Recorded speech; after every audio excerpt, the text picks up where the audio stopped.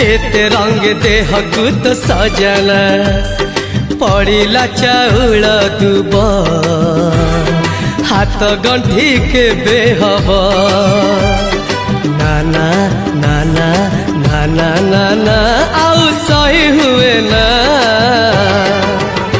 अरे भिजाना बजाना भिजाना बजाना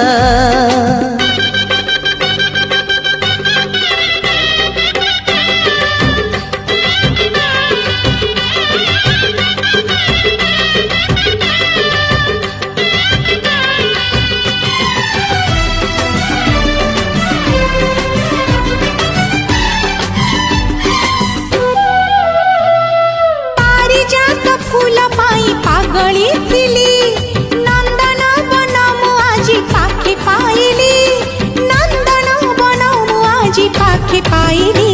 हाँ शामुका भीतर मोती अच्छी जेमिति मो आखि भीतर तू थिबु सेमिति मो आखि भीतर तू थिबु सेमिति।